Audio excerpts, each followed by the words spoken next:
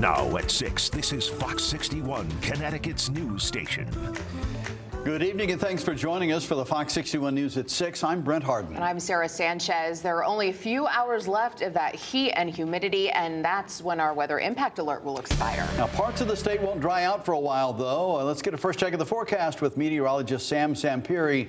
Sam, what kind of rain are we talking about tonight? Not much. We are going to luck out. Up northern Maine is getting clobbered with some showers and thunderstorms, some of them severe. We did reach 90 again, so it is our second official heat wave, and right now we're 89, but 91 Hartford, still very warm and humid. Dew points are still unbelievable, 70s even there, 80 in Torrington, heat in the sea, still 95 to 100. But check out radar. We had a couple of little showers trying to develop, but it's really up to our north here. We're getting showers and thunderstorms up in northern Maine, Vermont. Here's some lightning going through Burlington. Meanwhile, for us, we're in between two systems, and there's some more showers and storms. Here's the cold front. And it's basically going to come by pretty dry other than a couple of pop-up showers. I can't rule out the chance that one of these might develop into a little bit of a thunder and lightning shower, but that's about it. Otherwise, we're going to have clouds early, clearing late, and temperatures will gradually cool down. Notice the 60 northwest will still take a while down in coastal Connecticut. Great. What a relief. Cool, less humid, beautiful day for your Friday coming up. I'll detail what you can expect for the weekend and into next week. Guys? And the hot weather protocol is in effect until 8 tomorrow night. That means cooling centers will be open through then. For information on those cooling centers near you, dial 211 or visit 211ct.org. We have that information available on fox61.com. The family of a missing Groton woman is begging for her safe return tonight. Amber Goshi has been missing since last week, and investigators are trying to figure out where she might be. Fox 61's Tim Leteau spoke with Goshi's family and has their emotional plea for answers. Now missing for nearly 2 weeks, a 41-year-old Groton woman's family is desperate for answers. If Amber sees this somehow, I love you. And you are worth it.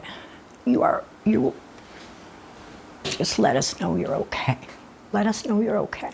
Tears fill Sharon Besetta's eyes as she worries where her daughter, Amber Goshi, is. Groton police say Amber was last seen at her Groton apartment on July 8th, and there's now an active missing persons alert.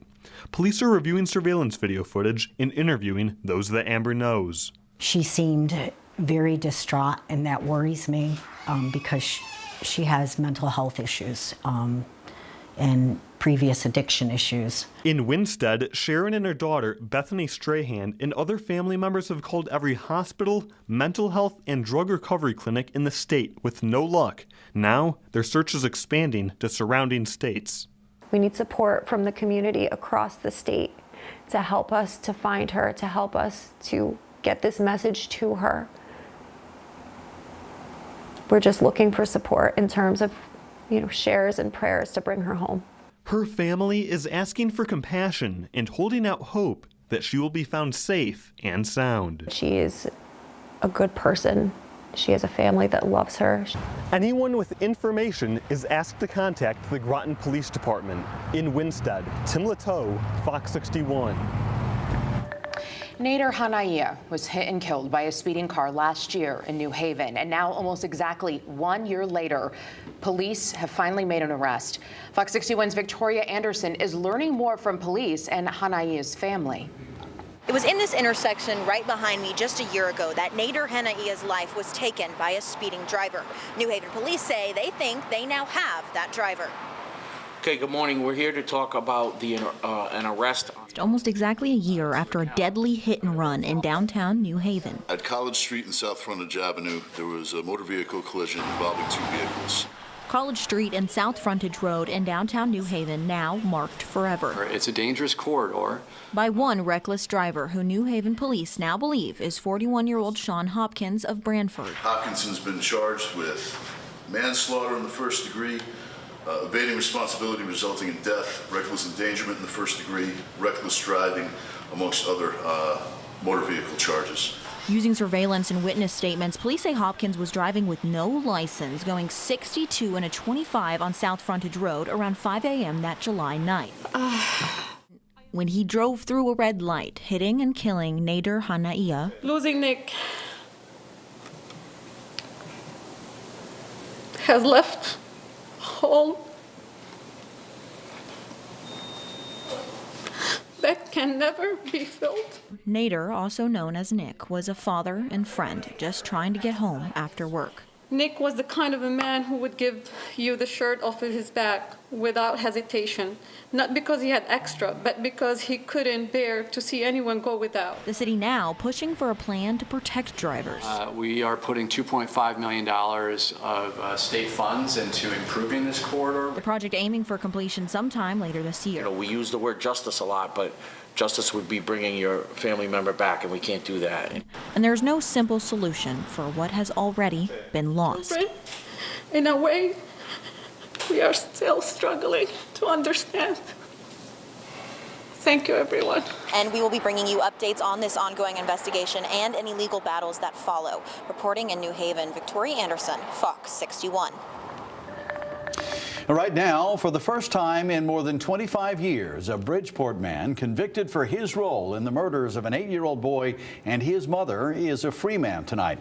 Adrian Peeler spent 20 years in prison on a conspiracy conviction and then began serving a 15-year federal sentence on drug charges. But that sentence was commuted by former President Joe Biden, and now Peeler is out of prison. Fox 61's Kayla Cade has reaction from Bridgeport city officials who say they're concerned.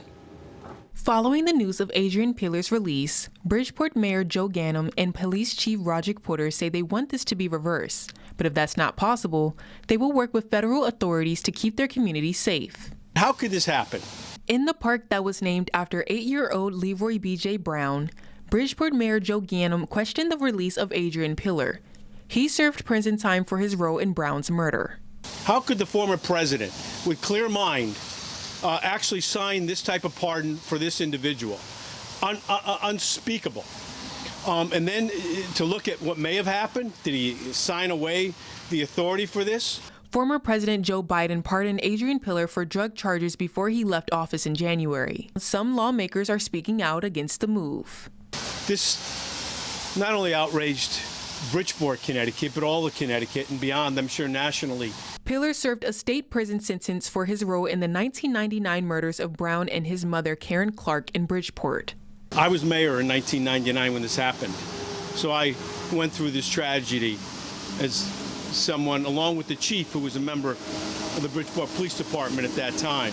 Ganim says Brown was in the barbershop with his mom when he witnessed Peeler's brother, Russell Peeler Jr., kill Rudolph Sneed. Brown was supposed to testify in that murder trial. But prosecutors believe Peeler was ordered by Russell to kill Brown and his mother. Police Chief Roderick Porter had this to say about the murders. This is a targeted execution to keep these individuals from testifying in a crime. Russell Peeler was sentenced to 105 years in prison for killing Sneed.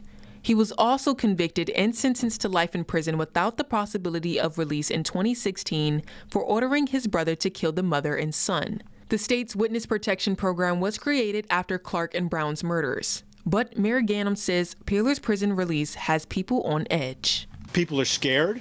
We've gotten the calls from victims' advocates. Mayor Ganim says they do not know where he could be, but could possibly be in Bridgeport by now. I'm concerned. The chief's concerned. Anybody who calls Bridgeport home and beyond should be concerned.